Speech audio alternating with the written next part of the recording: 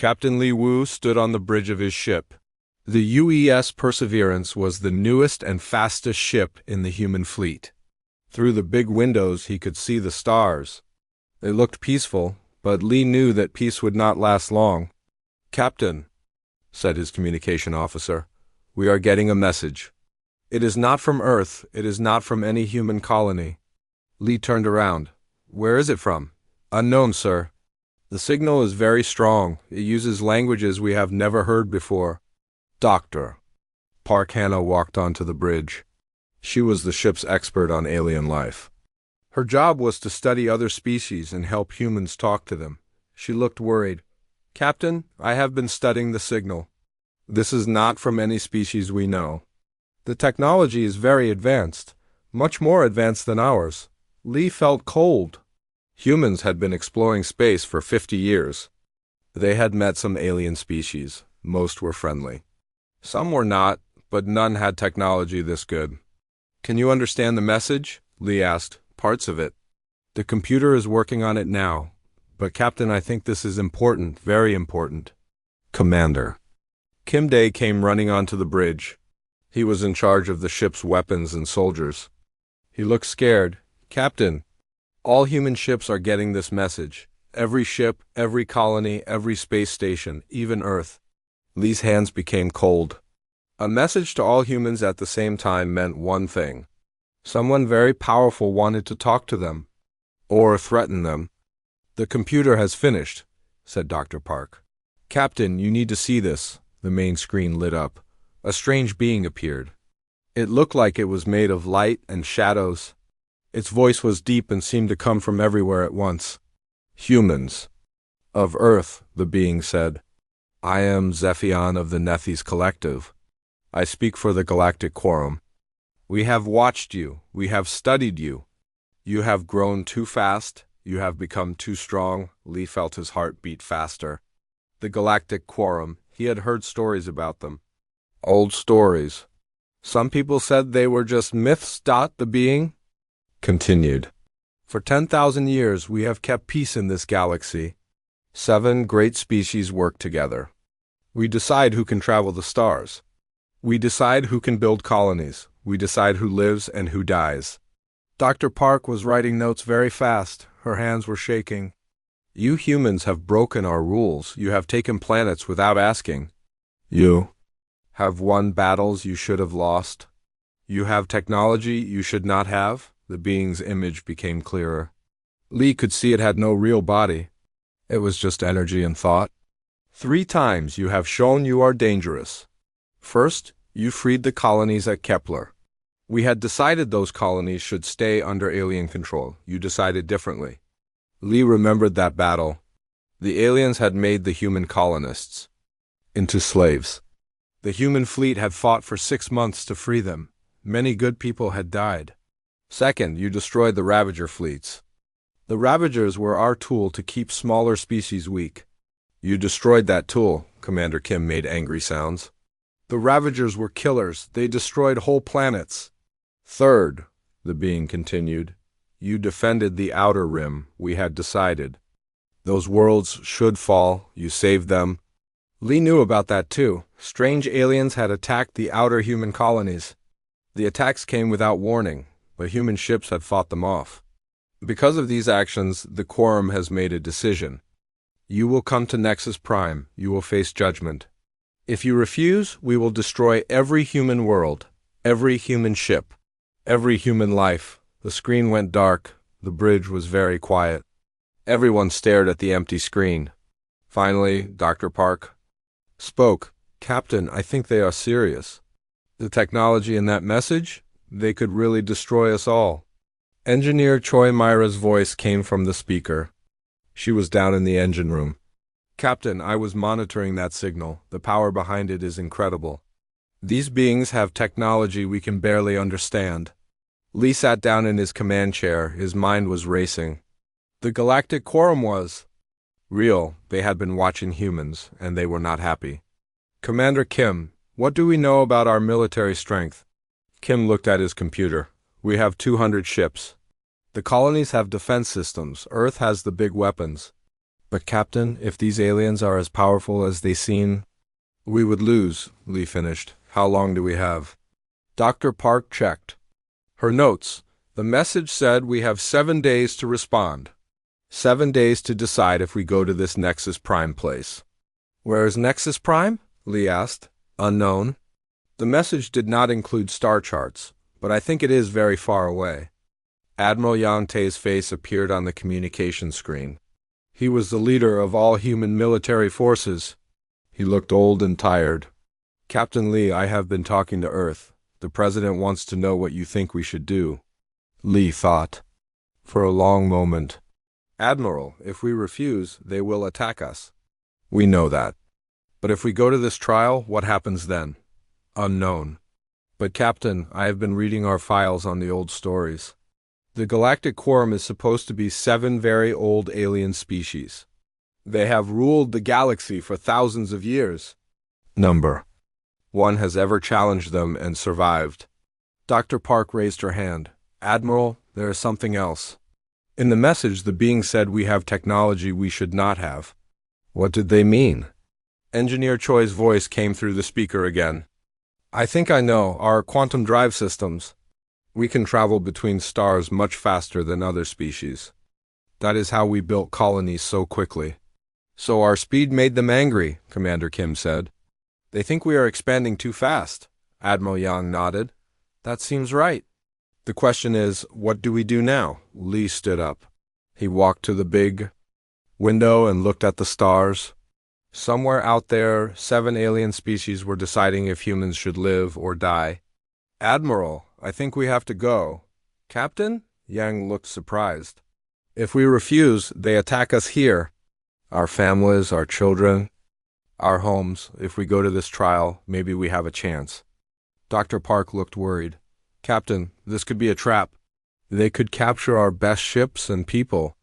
Maybe, but if we stay here and fight, we lose everything.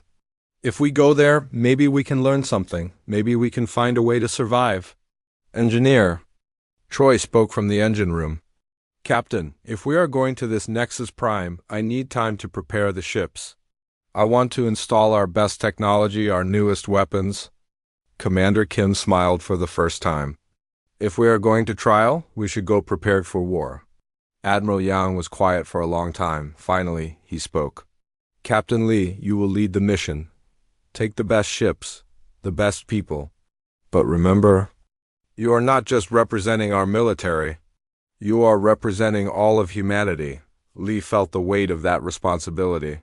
Millions of humans lived on Earth and the colonies. Their lives depended on what happened at Nexus Prime. How many ships should I take? Lee asked. 50, our fastest and strongest. Dr. Park will come with you to handle communication with the aliens. Commander Kim will manage our military response. Engineer Choi will make sure our technology works. And if the trial goes badly? Lee asked. Young's face became hard. Then we fight, with everything we have. The communication ended. Lee looked around the bridge. His crew was scared, but they were ready. Humans had always fought when they needed to. This time would not be different. Dr. Park, how long to reach Nexus Prime? I do not know where it is yet, but I will find out. Commander Kim, prepare the battle groups. I want our best soldiers. Ready? Engineer Choi, modify our ships. I want every advantage we can get. Yes, Captain, came the voices from around the bridge. Lee looked at the stars again. Somewhere out there, an ancient enemy was waiting? But humans had faced ancient enemies before. They had always found a way to survive. The trial was coming. And humanity would be ready? 5 days later, the human fleet found Nexus Prime. Captain Li Wu stared at the massive structure through his ship's windows. He could not believe what he was seeing. Dr. Park, how big is that thing? Dr. Park Hannah looked at her readings. Her face was pale. Captain, it is a ring around a star. The ring is bigger than Earth's orbit around the sun. I have never seen anything like it. The structure was beautiful and terrible. It was made of metal and something that looked like living tissue. Parts of it glowed with different colors. Ships. moved around it like tiny insects. "Captain," said Commander Kim Dae, "I am reading thousands of ships. Maybe tens of thousands, all different designs, all alien." Lee felt small. The human fleet had 50 ships. They were the best humanity could build. But compared to this, they looked like toys. "Engineer Choi, are you seeing this?" Choi Myra's voice came from the engine room. "Captain, the energy readings are incredible. That ring structure uses more power in 1 second than Earth uses in a year." A new voice spoke on the communication system. It was not human. "Human ships, you will dock at platform 7-7-9. You will bring no weapons. You will bring no recording devices. You will follow all instructions." Dr. Park worked on her translation computer.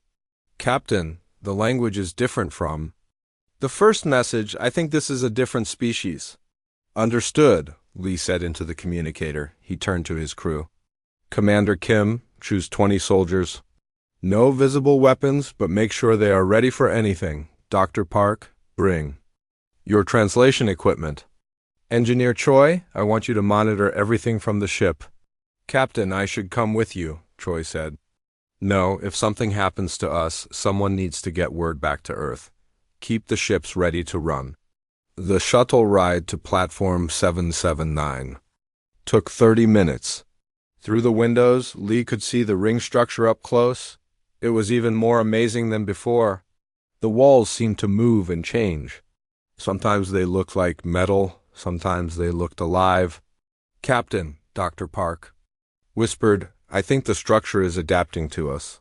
The air mix is changing to match what humans need."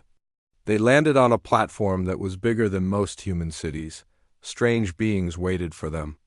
Lee tried not to stare, but it was hard. The first group looked like giant insects made of crystal. They stood 3 meters tall. Their bodies caught the light and threw it back in rainbow colors. These had to be the Chronari that the stories talked about. The second group was harder to see. They looked like clouds of gas that sometimes took the shape of people. These floated instead of walking. Lee guessed these were the Vorthan. The third group was the strangest. They looked like humans, but parts of their bodies were machines. Their eyes glowed red. Wires ran under their skin. These were probably the Axiom dynasty. "Welcome, humans," said one of the crystal beings. Its voice was deep and sounded like breaking glass. "I am Velthic of the Chronari Empire. You will follow me." They walked through corridors that were bigger than anything Lee had ever seen. The ceiling was so high he could not see it. The walls showed pictures that moved. Some showed space battles. Others showed planets being born or destroyed. "Dr. Park," Lee whispered, "are you recording all this?" "Yes, Captain. But I do not think our equipment can capture everything. This place uses physics I do not understand." They passed other alien groups. Some looked like living metal, others looked like walking plants. One group seemed to be made of pure light. Dr. Park tried to count the different species but gave up after 20. "How many different aliens live here?" Commander Kim asked. Velthic heard the question. 7 species rule? Hundreds serve? Thousands beg for our protection. You humans will soon learn your place." Lee did not like the way the alien said that, but he kept his mouth shut. For now, they entered a huge round room. The walls curved up and around until they met overhead. Gravity seemed to work differently here. Some aliens stood on the walls, others floated in the air. "This is the Grand Assembly," Velthic said. "Here, the Quorum decides the fate of species." In the center of the room was a circle of 7 seats. Each seat was different. One was made of crystal like the Chronari. One looked like it was made of clouds.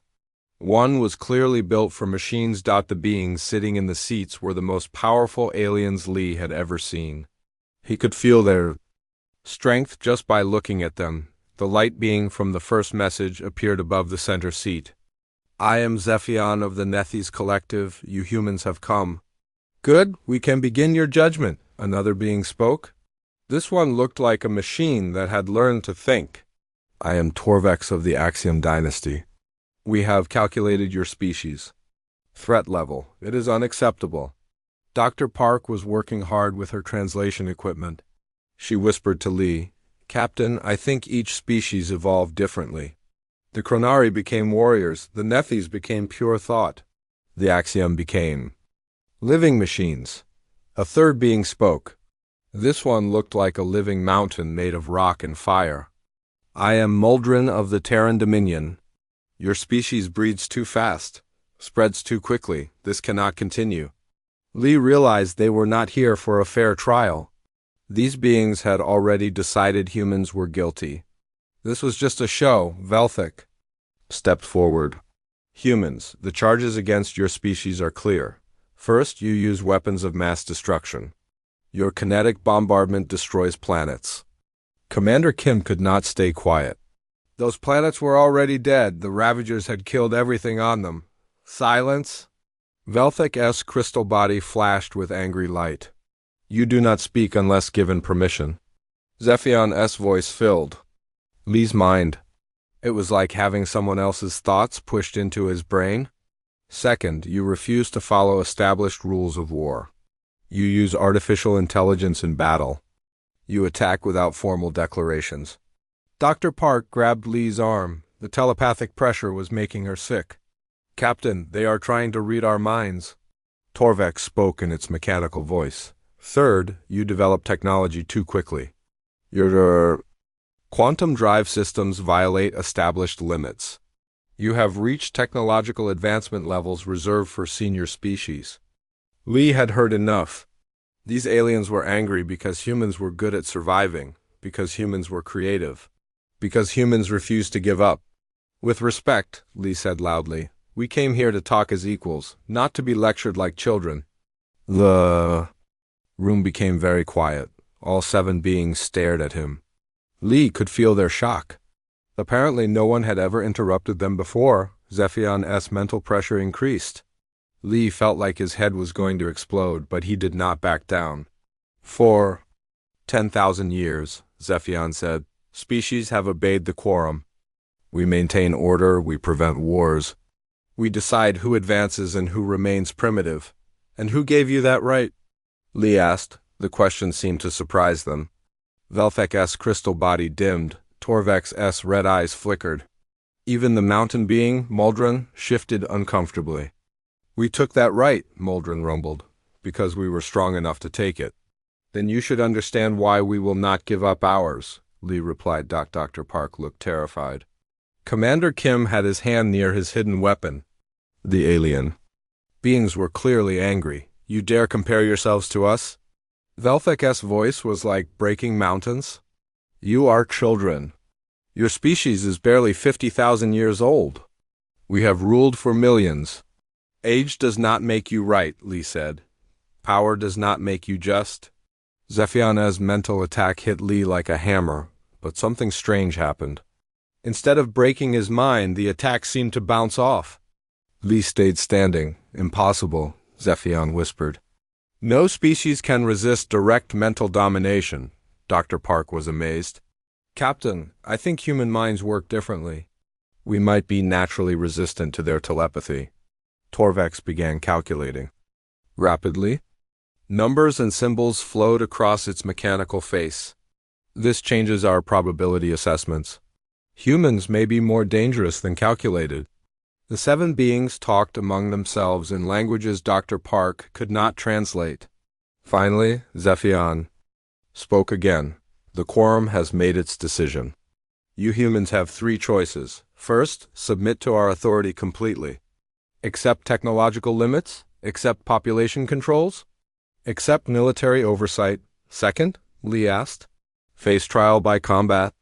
Fight each of our 7 civilizations in the manner of our choosing. If you win all 7 trials, you earn the right to join the Quorum as a junior member. And third, we destroy every human world, every human ship, every human life. Choose now." Lee looked at his small team. Dr. Park nodded slightly. "Commander." Kim touched his weapon. They were ready to fight impossible odds. "We choose trial by combat," Lee said clearly. The alien being seemed surprised again. Velthek laughed, a sound like crystal breaking. "You choose death then. Very well. The first trial begins in 7 days. We will see how your primitive ships handle Chronari battle doctrine. We will be ready, Lee promised as they were escorted. Back to their ships, Dr. Park whispered. Captain, we just declared war on the 7 most powerful species in the galaxy. I know, Lee replied. Let's go show them what humans can do. Captain Li Wu returned to his ship with his team. The shuttle bay was quiet. Everyone could see from their faces that the meeting had not gone well. Captain, Engineer Choi Myra said as soon as they arrived, I monitored everything from here. The energy readings from that place are beyond anything we understand. How did it go? Lee sat down heavily. We are going to fight 7 wars, 7 different alien species. Each one has technology far beyond ours. Commander Kim Dae checked his equipment. But Captain, we are still alive. That means they think we have a chance, even a small one. Dr. Park Hannah was already working on her computers. I recorded everything. The aliens were surprised by several things. First, Captain Lee could resist their telepathic attacks. Second, we did not immediately surrender when they showed their power. What does that mean? Lee asked. I think it means they do not understand humans very well. They expect other species to behave in certain ways. When we act differently, they do not know how to respond. Admiral Yang Tae's face appeared on the communication screen. He had been waiting for their report. Captain, what is our situation? Lee explained everything. The massive ring structure. The 7 alien species, the trial by combat. When he finished, Yang was quiet for a long time. Captain, you have committed humanity to a war we cannot win. With respect, Admiral, we were already in that war. The only choice was whether to fight. It here or at Earth, Yang nodded slowly. You are right. At least this way, our families are safe while we figure out how to survive. What do we know about our enemies? Dr. Park pulled up her files. The Chronari are warriors. They have crystal ships that are supposed to be indestructible. They follow ancient battle rules about honor and single combat. The Nethys are telepaths. Lee added. They tried to control my mind, but it did not work completely. I think human minds might be naturally resistant. The Axiom Dynasty are living machines, Commander Kim said. They calculate everything. They think in numbers and probabilities.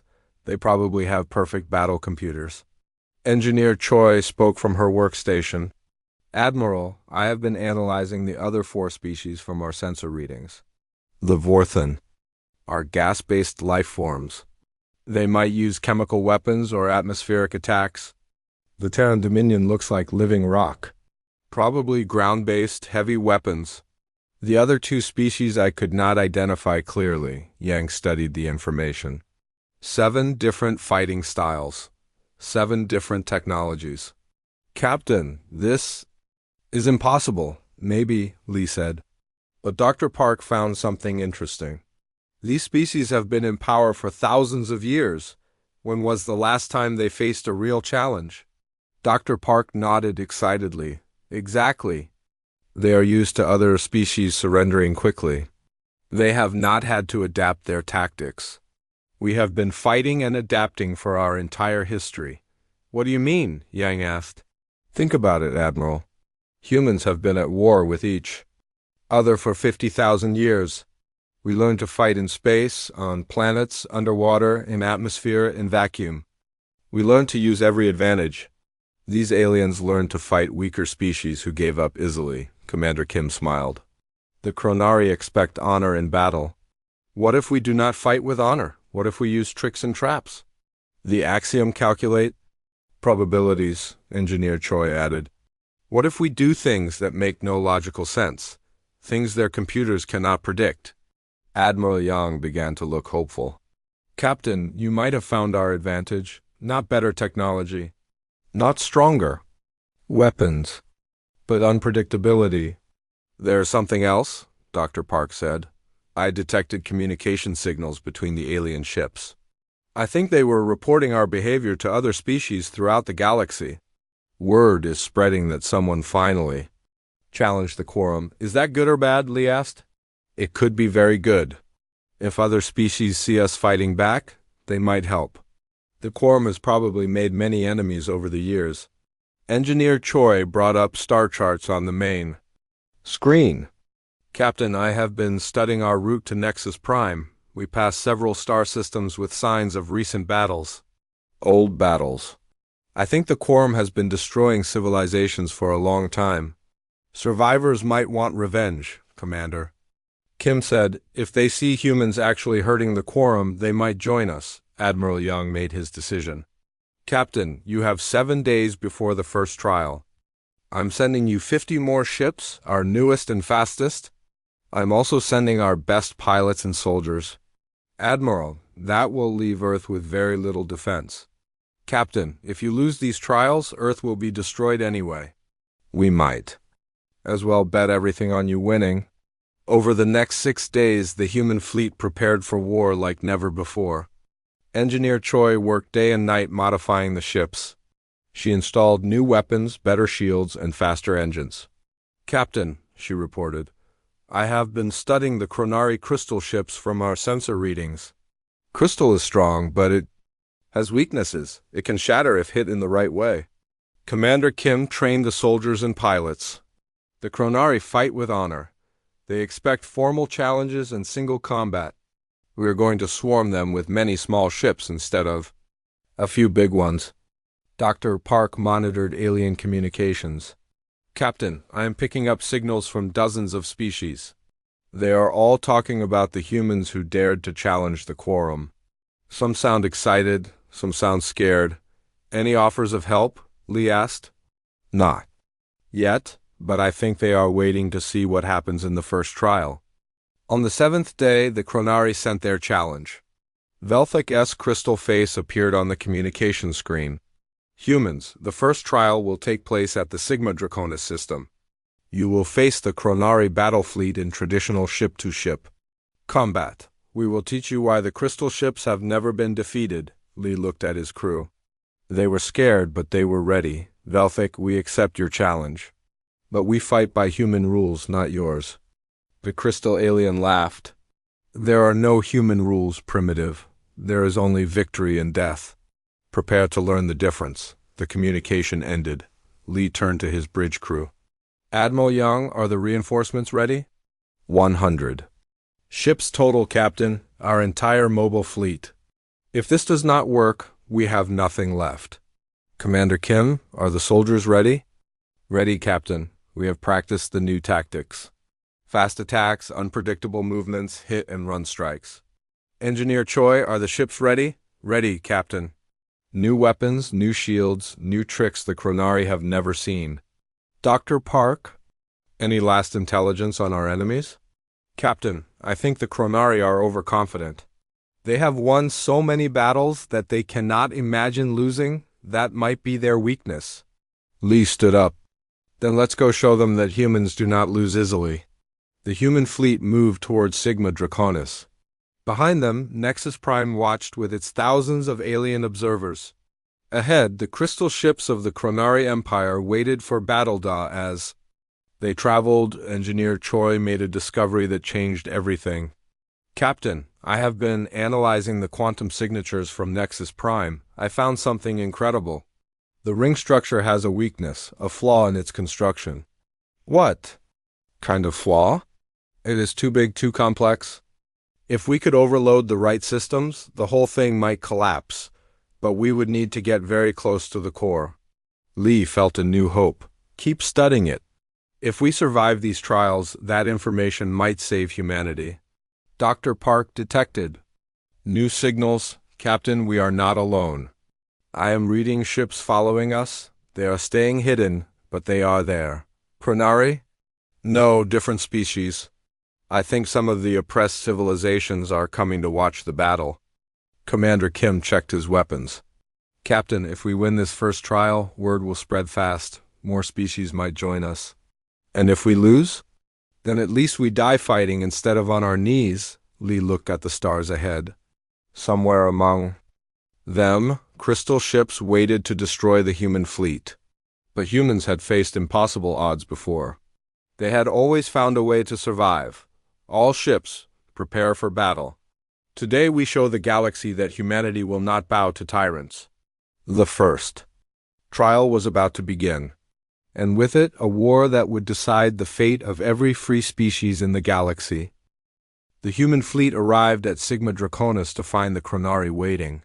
Captain Li Wu stared at the enemy ships through his bridge windows. They were beautiful and terrifying. "Dr. Park, how many ships are they bringing?"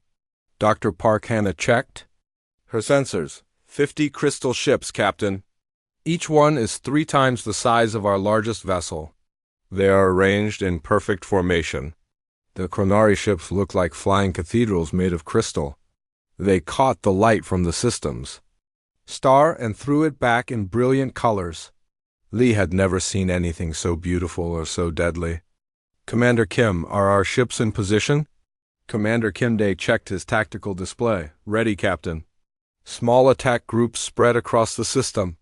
The Chronari cannot see most of our ships yet. Engineer Choi Myra's voice came from the engine room. "Captain, their crystal hulls are incredibly strong. But I found something. Crystal resonates at specific frequencies. If we hit them with the right sound waves, they might crack." Velthic's image appeared on the communication screen. His crystal body gleamed with confident light. "Humans, you have brought 100 small ships against 50 Chronari dreadnoughts. This shows your ignorance of proper warfare. We will destroy you quickly and with honor." Lee smiled. "Velthic, you talk too much. Let's see if your ships fight as well as they look." The crystal alien's light flashed with anger. "Attack formation. Show these primitives the power of the Chronari Empire." The crystal ships moved forward in a perfect line. Each ship was exactly the same distance from its neighbors. They advanced slowly and majestically. "They fight like it's a parade," Commander Kim said. "Perfect formation, slow advance, maximum honor." "Good," Lee replied. "Dr. Park, send the signal to all ships. Execute Plan Chaos."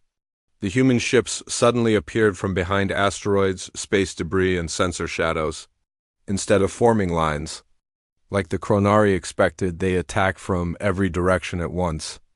"What are they doing?" Velthic's voice showed confusion.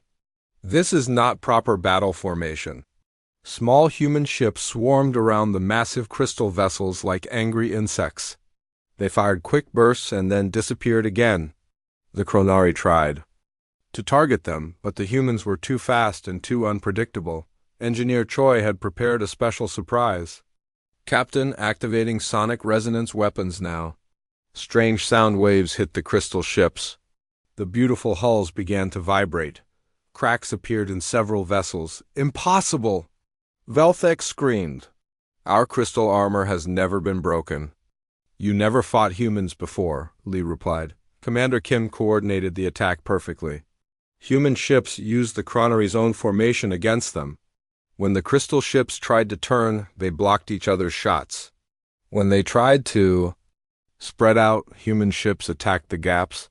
"Captain," Dr. Park reported excitedly, "I am detecting other ships entering the system." "They are not Chronari or human. Who are they?" "Unknown species, small vessels. They are hiding behind the gas giant's moons." Lee realized what was happening.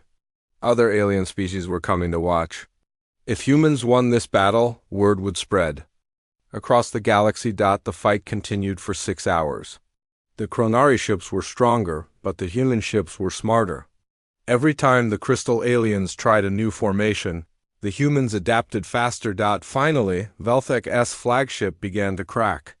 From the sonic attacks, the beautiful crystal hull split apart in a shower of rainbow light. "This cannot be happening," Velthic said. His voice was weak now. "The Chronari have never lost a fleet battle." "Today you learned something new," Lee replied. One by one, the crystal ships fell. Some were destroyed by human weapons. Others cracked from the sonic resonance. A few surrendered when their hulls began to fail. When the battle ended, only 10 Chronari ships remained. Velthic's voice was full of shock and shame. "The trial is over. The humans have won. This result will be reported to the Quorum." But before the communication ended, something unexpected happened. Dr. Park detected a new signal. Captain, the hidden ships are broadcasting. They are talking to each other in dozens of different languages. What are they saying? The humans. 1. The humans beat the Chronari. The Quorum can be defeated. Lee felt a chill of excitement. This was what they had hoped for. Other species were seeing that the Quorum was not invincible. Over the next 3 days, 2 more trials happened quickly. The Nephi's collective tried to control human minds with massive telepathic attacks, but human brains were naturally resistant. Instead of falling under alien control, the human pilots fought even harder. Zephian's mental voice was full of confusion. How do you resist our power? All species fall to our thoughts. Dr. Park had the answer. Our minds work differently. We evolved fighting each other. We learned to resist mental pressure. The Axiom Dynasty was the 3rd trial. Their machine ships used perfect mathematics to predict every human move, but humans did things that made no sense. They flew ships in impossible patterns. They used tactics that the alien computers could not calculate. Torvex's mechanical voice showed actual emotion for the first time. Error, human behavior does not follow logical patterns. Engineer Choi laughed. That's because we're not machines. We think with our hearts, not just our heads. After 3 victories, everything changed. Ships from dozens of species began arriving at the battle sites. They came to see the impossible thing that was happening. Captain Lee received a message from Admiral Yang Tae on Earth. Captain, we are detecting massive movement throughout the galaxy. Hundreds of species are mobilizing their fleets. I think you have started something much bigger than we planned. Dr. Park was monitoring communications from across the galaxy. Captain, the news is spreading faster than we expected. Species that have been slaves to the Quorum for thousands of years are talking about rebellion. But then the bad news came. Commander Kim detected new signals from Nexus Prime. Captain, the remaining 4 Quorum species are not going to wait for individual trials. They are combining their fleets. All 4 trials will happen at the same time. Lee felt his heart sink. Fighting 1 alien species was hard enough. Fighting 4 at once might be impossible. How many ships? He asked. Thousands, Captain. Maybe tens of thousands, every ship they have. Engineer Choi ran calculations on her computers. Captain, even with help from other species, we cannot fight that many ships. But Dr. Park had been studying the data from Nexus Prime? Captain, remember what Engineer Choi found? The weakness in the ring structure? Lee remembered. The flaw in their construction. What about it? I think I know how to use it. But we would need to get very close to Nexus Prime, close enough to touch the ring itself. Commander Kim looked at the tactical situation. Captain, that's impossible. They have thousands of ships guarding that structure. Maybe, Lee said. But if we could destroy Nexus Prime, the Quorum's power would be broken forever. Dr. Park nodded.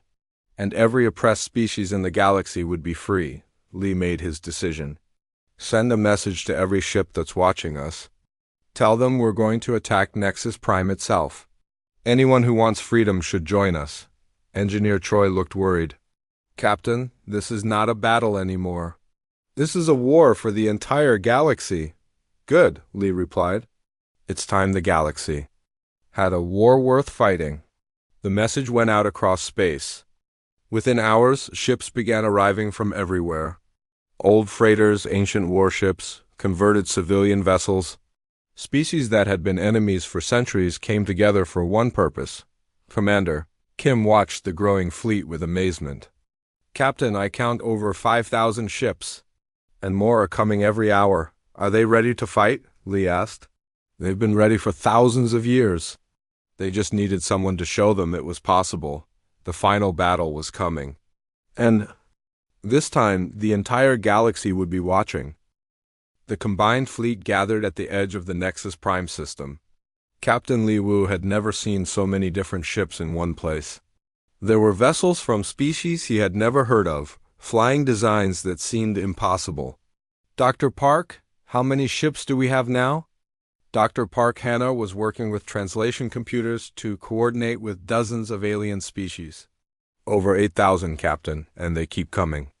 Admiral Yangte's image appeared on the communication screen. He looked amazed and worried. At the same time, Captain, what you have done is incredible. But the Quorum fleet is massive. Our scouts report over 15,000 ships defending Nexus Prime. Lee studied the tactical displays. We are still outnumbered, but we have something they don't. What's that? Yang asked. Anger. These species have been slaves for thousands of years. They want their freedom back. Commander Kim Dae was coordinating with the alien fleet commanders. It was difficult because every species fought differently.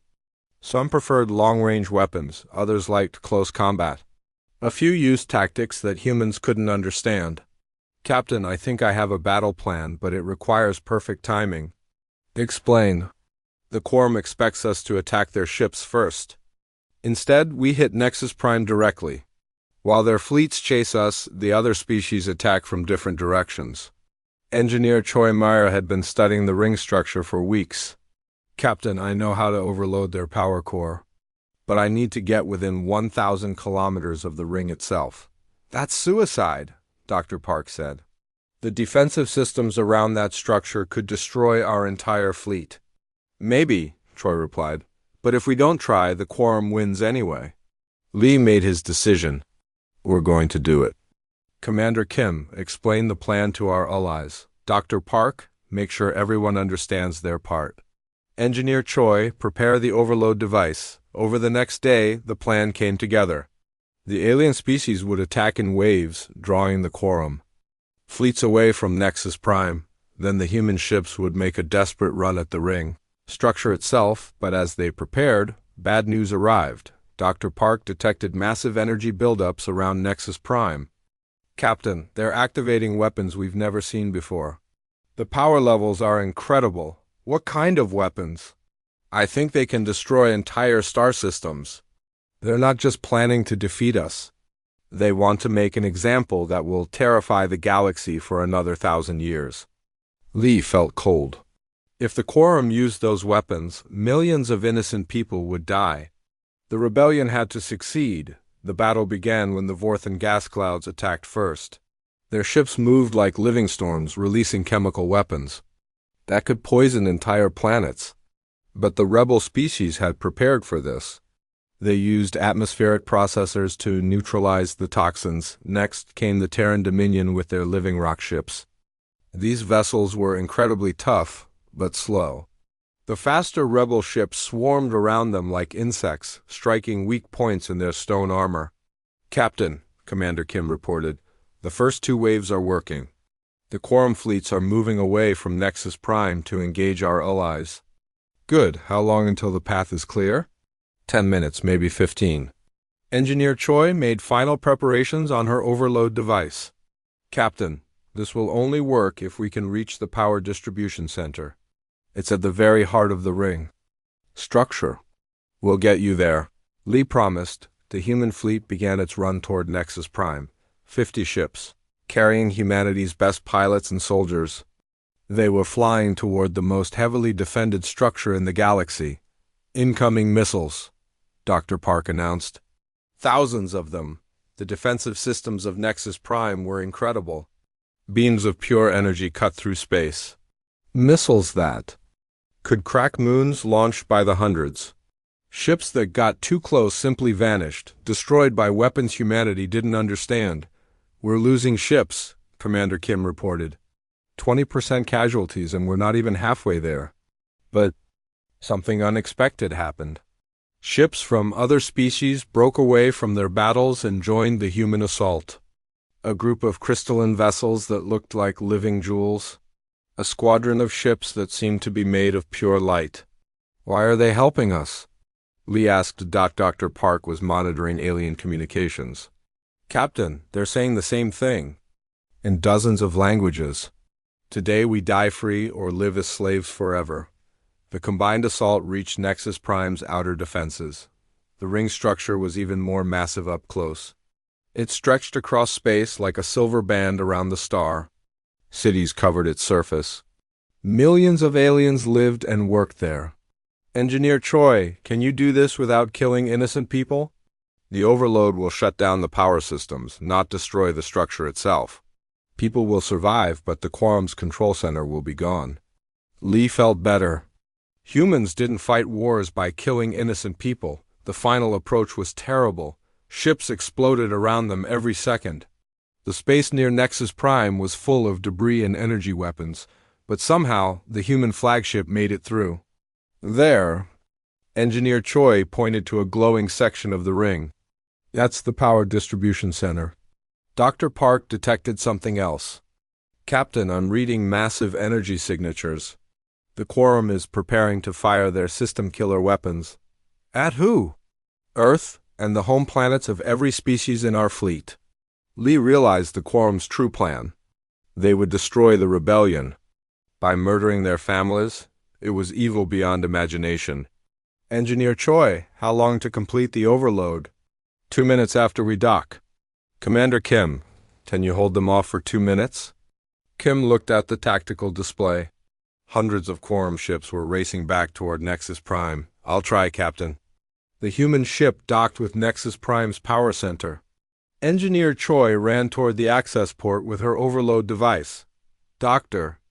Park and Commander Kim prepared to defend her. Inside the structure, they found something amazing. The power center was beautiful, like a cathedral made of energy and light, but it was also the heart of tyranny. From here, the Quorum controlled the galaxy. Devices in place, Engineer Choi announced. Starting overload sequence. Alarms began, sounding throughout Nexus Prime. The Quorum members appeared on communication screens, their faces showing panic for the first time in thousands of years. Stop! Zephiana's mental voice was desperate. You don't understand what you're doing. We understand perfectly, Lee replied. We're setting the galaxy free. The overload reached critical levels. Power systems throughout the massive ring began failing. The terrible weapons that could destroy star systems shut down just moments before they fired. Overload complete, Engineer Choi announced. Their control systems are dead, but the victory came at a cost. The power failures caused explosions throughout the structure. The human ship was damaged, barely able to fly. Captain, Dr. Park said, we need to evacuate. This section of the ring is collapsing. As they escaped, Lee looked back at Nexus Prime. The massive structure was dark for the first time in 10,000 years. The symbol of Quorum power was broken, but the war wasn't over yet. Throughout the galaxy, Quorum forces were still fighting. The rebellion had won a great victory, but the final outcome was still uncertain. Admiral Young, Lee called to Earth, the control center is destroyed, but we need to make sure the Quorum can never rebuild their power. Understood, Captain. What do you need? Lee looked at his brave crew. They had done the impossible. Now they had to finish what they started. We need to make sure every species in the galaxy knows they're free. And we need to help them build something better than what the Quorum created. The breaking point had been reached. The old order was dying. Now came the hardest part, building a new one. 3 months after the destruction of Nexus Prime's control systems, Captain Li Wu stood in a very different place. The new council chambers were built on a small planet called New Terra. Unlike the massive ring structure, this building was simple and welcoming. Captain, Dr. Park Hannah said as she approached him, the representatives from the Outer Rim species have arrived. That makes 57 different civilizations here for the first council meeting. Lee looked around the chamber.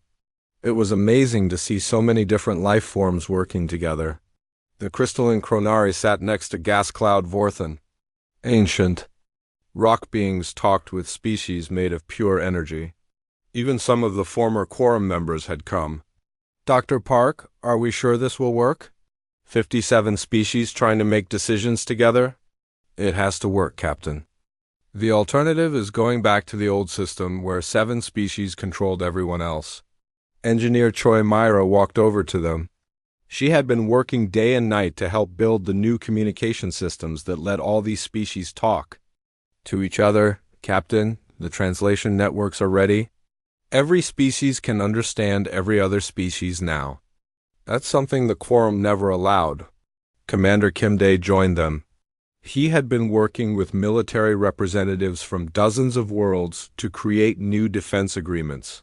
Captain, the security arrangements are in place. But I have to say, this is the strangest military alliance in galactic history. Some of these species were enemies for thousands of years.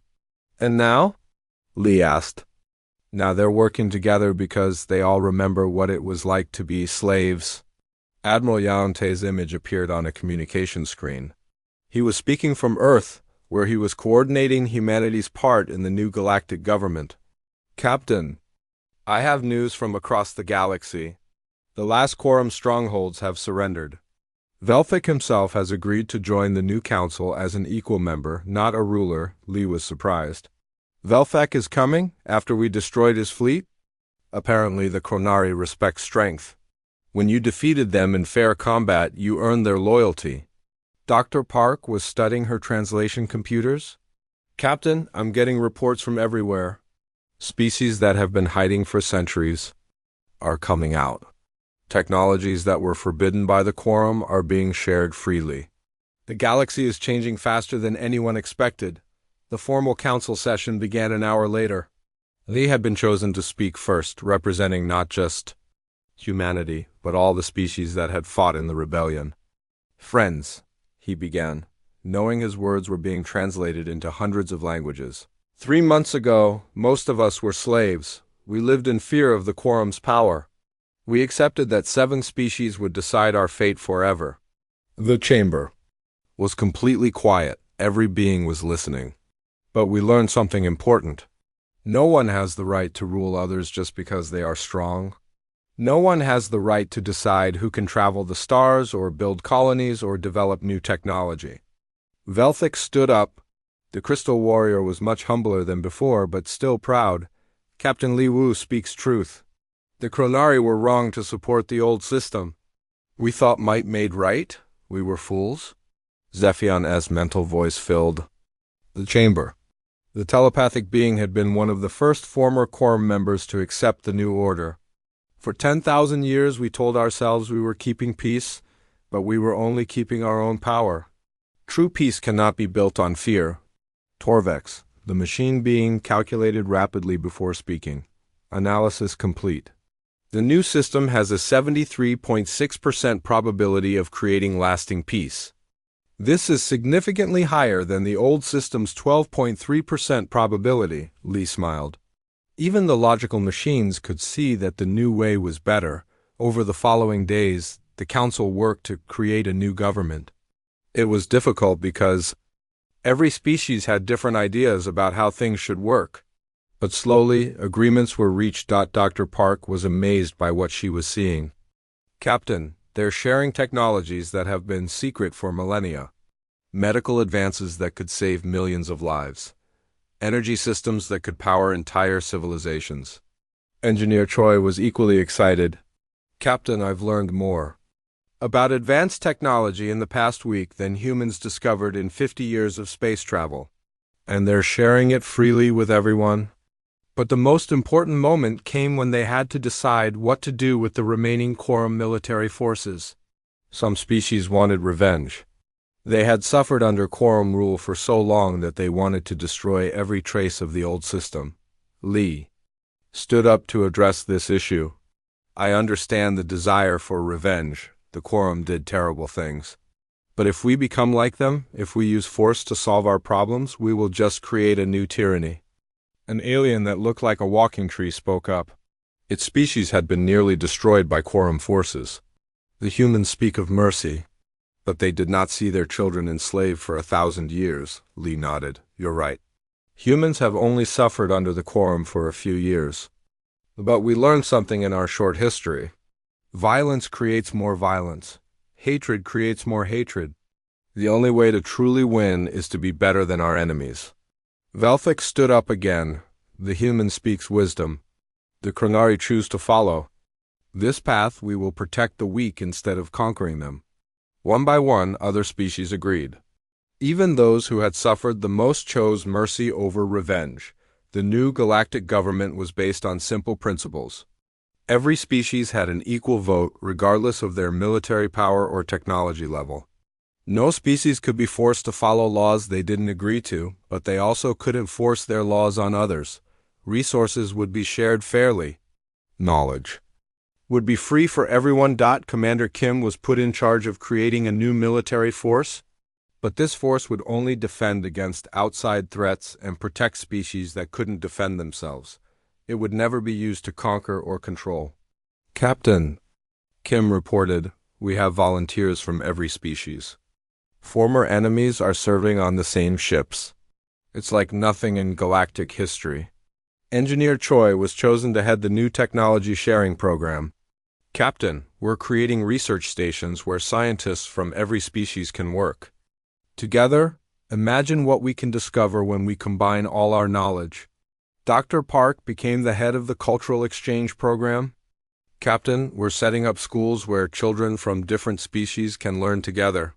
In one generation, we might have the first truly galactic civilization. As the first council session ended, Lee walked outside to look at the stars. New Terra was a beautiful planet with purple skies and 2 moons. It was a good place to build a new future. Admiral Young joined him. Captain, you've done something incredible. You've changed the galaxy forever. We all did it together, Admiral. Humans, Chronari, Vorthan, everyone. That's the lesson.